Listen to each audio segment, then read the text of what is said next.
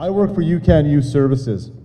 We've been in the city of Edmonton for about 10 years, I guess. I've been with the organization. Our main goal is that we want to help youth get out of harm's way. So what does that look like? What is harm's way? Harm's way is these at-risk youth living lifestyles of addiction, living lifestyles of gang, living lifestyles of homelessness, being involved in the justice system. The list goes on and on. So this is the type of work that we do.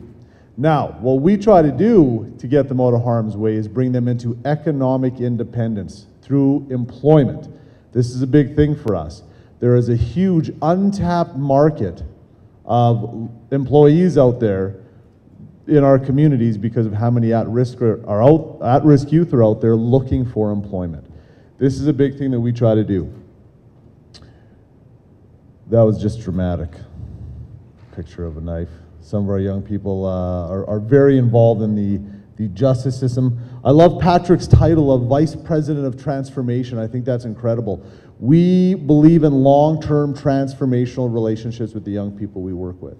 It's very important for these young people to have that long-term relationship because they come from places, for the most part, where people are in and out of their lives all the time. So what we try to do is work for a lengthy time with them. We want to have that trusting, long-term transformational relationship. For the most part, most of us have had that in our lives, and it helps us find success. We believe it helps these young people find success as well.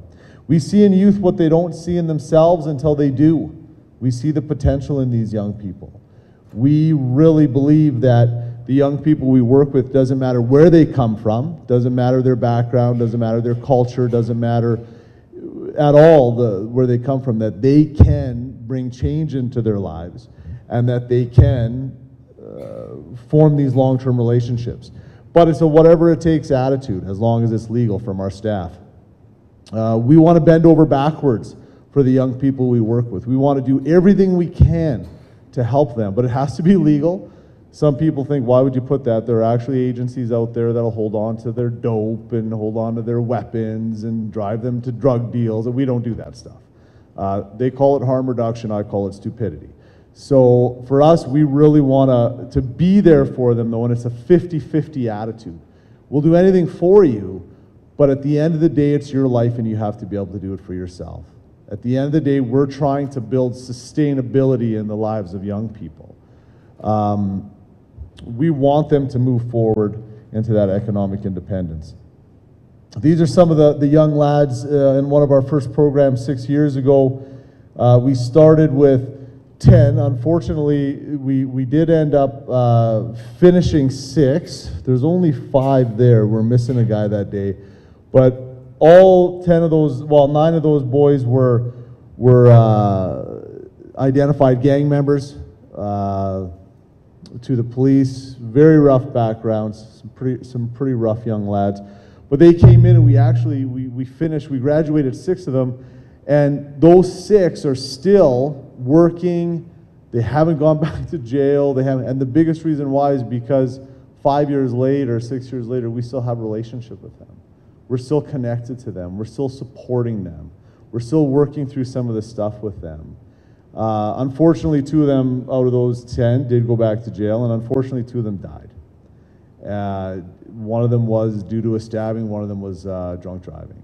And this is just a reality that we live in with working with these young people, is sometimes we do unfortunately see that. We have relentless youth workers that really are what we call them. They're relentless. What does it mean to be relentless? All of us in some point in our lives have been relentless with something. Maybe it was we're trying to get a job. Maybe we were pursuing a girl or a boy. Whatever it is, we've been relentless. With our young people, we need to be relentless. We need to show them that we care that much about where they're going, what they're doing, all that type of stuff. So we are relentless. If we don't see you for a couple of days and you're in one of our programs, we will hunt you down and we will find you. We always say, once you're hooked up with YOUCAN, tough luck for you. We're always gonna find you. We build relationships with their friends, their families, their networks, so that if they're not there, we can call a ton of people and we can find them. They need to understand that we care about them that much, that we're willing to do that. because a lot of the young people we work with, they don't come from that background. Our youth workers walk around with Relentless on the back of their jackets. Here's some of our youth workers there. They're just good folks. They're good folks. Our end goal for these young people that we work with about 300 youth directly every year. Indirectly, we work with about 1,500 because there is a ripple effect. One of our main end goals is employment, and we like to think that nothing stops a bullet like a job. Now that does sound a little dramatic, but it's true. It's about occupying these young people. Most of us would probably, if you were to say, why do young people get in trouble? Most people would say because they're bored. They don't have anything to do. They feel a little left out. We need to occupy their time. We need to occupy their time with education, or we need to occupy their time with employment, then we need to occupy their time with activities, and we need to teach them that this is what makes you sustainable in our communities, is keeping busy and contributing to our communities. So for us, employment's a big part of it. And it does sound dramatic, but you know what? We've had a lot of young people come through our programs that are very violent. They've suffered and gone through a ton of violent, traumatic experiences. And it's pretty incredible that once you get them employed and you work with them and you support them, and a year later, they're maintaining a healthy lifestyle. They haven't been back to jail. They actually like life. They've got their own place. They paid for their groceries legally. It makes them legit. And this is a huge thing for these young people, is that it makes them legit. Here's one of our young guys that we got employed. He's still doing really well. 75% of the youth that we work with go back to school or find employment. That's not a skewed number. We don't mess around with our numbers. We're very transparent. We're also very proud of that number, but to be honest with you, I'm not satisfied with it. My staff know that I'm not satisfied with it, and I want to see that up at the 85, 90%. Because we need to be more relentless with the young people we work with. It is a good number though. It really is. It's high compared to a lot of other stuff that's happening in the community, but it's not enough. We do our programming in a lot of different ways. We actually utilize the circle process for probably 80% of our work, which obviously comes from Aboriginal culture here in Canada.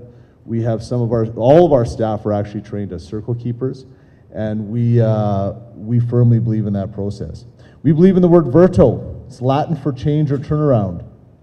We have the Verto Project, which is our big employment program that we run at YOUCAN Youth Services.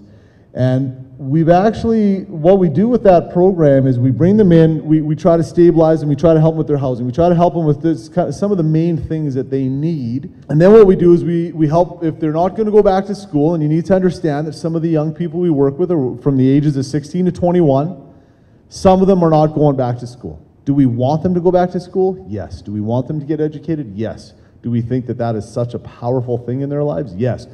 But some of them aren't doing it. They're not wired up to do it. They just aren't. It isn't their thing. So we're going to find them employment. And most of the young people we work with are employment bound. That's just the way it goes. And we're okay with that. We're okay with that. Like I said earlier, huge untapped market as far as even starting these young people out as laborers, getting them out there, unskilled laborers. So in the Verto Project, we do all that, and then we get them jobs, but here's the thing, we're pretty good at finding them jobs. They're not the best at keeping them. I'm assuming we've got some employers here. You've probably dealt with young people that have not been the best employees you've ever had. Now here's the thing, there's more to it than them just maybe what some people in our society have this attitude of, well, because these young people are lazy and they have no drive and they're just little punks and little lazy. It goes on and on and on. It's actually very intimidating for these young people to go into a work situation because they don't have any work experience at all. And for the most part, the young people we work with, it's never been modeled to them. So in my life, I'm a pretty blessed guy. My parents are still together. My dad just turned 60. My dad might have the most unbelievable work ethic I've ever seen in anybody in my life. He owns a little carpet cleaning business, and he still just gives her. I worked with him 2 days when I was 19. I was like, catch you later, I'm not doing this. This is unbelievable. His work ethic is incredible. My work ethic is different. It's not like his. I think I have good work ethic, but part of that was modeled from my dad. These young people don't have that. So we had a contract. So this is what we decided to do before I talk about a contract. There's a young lady who started working for us, actually. We decided to start a company called Virtual Labor Services. So what we decided to do was we did some research, we did some feasibility studies out of an idea that we got out of a place in Boston. To be honest with you, it isn't rocket science. Essentially what it is taking a supervised work crew of, and we wouldn't say this to the young people, we wouldn't call it, but unskilled laborers, and getting contracts with construction, with anybody, to be honest with you, that needs labor work done. Kind of the crap work, to be honest with you, but you got to start somewhere. So we saw this in Boston, really liked it, so we decided that we would start this company. We started it about a year ago. In the past year, we've landed about 5 or 6 pretty good contracts. We've had 25 young people go through. We basically kind of had 1.5 to 2 crews going throughout that year. We've had 25 young people go through the crews, and right now 18 of them are still working full time, which is a great number. Now the reason why you say, well, why'd you have so many people go through the crews? Because we don't want them to work with us very long. We want them to be with us 2, 3, maybe 4 months until they learn how to be ready, willing, and able. And then what we're hoping is that these companies that hire us will just pluck them, which has happened quite a bit so far. But here's the issue with some of the young people. They show up to work for Virtual Labor Services. We do an interview, yeah, do you have much job experience? No, or they lie and say, yeah. We even had one kid have his uncle give him a fake reference. We busted him on it. We still hired him because it was pretty creative. But these guys, they come in, and so for example, all-weather windows, right? Huge window and door manufacturer. We had a contract there to basically do cleanup in their plant. This is sweeping floors. I mean, it's very basic work. We had, I think, 10 young people go through that crew, 8 of which are working right now full time. And then out of those 10, probably 5 showed up and they literally didn't know how to push a broom. So we're kind of going, what the heck's going on? Then we really started realizing it's because it's never been shown to them. When I was 9 years old, I was on my first work crew. My mom was a supervisor. We did a lot of chores. We did a lot of this stuff around the house. It's just the way, it's the way it went. A lot of these young people we work with, they don't have that. It's never been shown to them. So our big thing with Virtual Labor Services is that we want to help young people learn how to work by working with them. We want the supervisor to build a relationship with them, and we want them to work. Teach them how to work. And the big thing about this as well is we're supporting them away from the work site. This whole unskilled labor force, and I know that in talking to a lot of different companies through our research, there's a big road construction company we talked to, and they said they spend a ton of money on firing and hiring people because a lot of these people come in and they just can't keep their poop together, so to speak. So for us, what we're trying to do with this is really have all these young people attached to youth workers so that they're supported away from the job site, so that they're not getting into trouble, so that they're occupied, and so that they're keeping busy, so that eventually they're going to be able to maintain a healthy lifestyle. But it takes time. It takes time. So if you're a company and you want to hire some young people that can do good, solid work, go to that website, give us a buzz. We're really interested in, it's a social enterprise is what it is. Maybe one day this company will make money. It's a private entity, a separate entity from YOUCAN. We are a shareholder, but it's a for-profit company. We hope one day it'll make money and we can donate money back to YOUCAN. We want to take responsibility as an organization for our revenue sources and for the way we bring money in too, to build sustainability. We teach our young people all the time about, you want to build a sustainable life. We have young people come and say, how do we get on welfare? We say, well, we're not telling you that. We're not giving you any forms. We're not helping you sign up for that, because you're perfectly capable of getting a job or going to school. They have those abilities. What they don't have the ability to do sometimes is see how this harmful lifestyle gets in the way of that, how it's a barrier. But if we can somehow take those little bricks away and they can see it, it's incredible what they end up doing. We've had quite a few of our young people end up in university as well, which is exciting for us. So I guess the big point that I want to talk about just quickly is if we want to build strong, sustainable communities, then we need to build strong, sustainable children. And maybe it's a little cliche-ish, but it's true. Now, building strong, sustainable children is kind of like building a house. And now you need to know, I'm not a builder. I'm very unhandy, actually. My wife does everything at my house. But I'm assuming that building a structure means you have to have a good foundation, and you have to have solid walls, and you have to have good infrastructure in there. It's no different with our young people. They have to have a good foundation. We have to build assets into their lives so that they can grow up and be strong and weather the storms. That's what we have to do. Now, unfortunately, for the young people that we work with, that hasn't happened. People have failed them, to be very honest, is what's happened. So in my opinion, our job then is that if you have a building that isn't doing well, it's about to fall over, or although maybe there's some infrastructure, then we need to restore it. That's what we do with our young people. We try to help restore them. We try to help build assets into their lives, even when some people have given up and think it's too late, because we believe it can work, and that's what we do.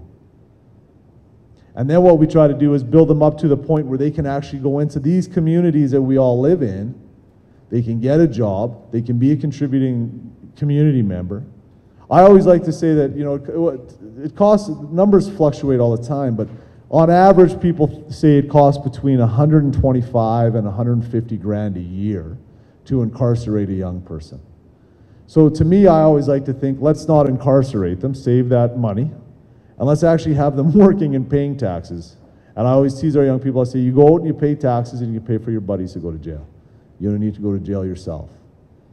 This is what we're trying to do. Jobs, not jails. That's what we're trying to do.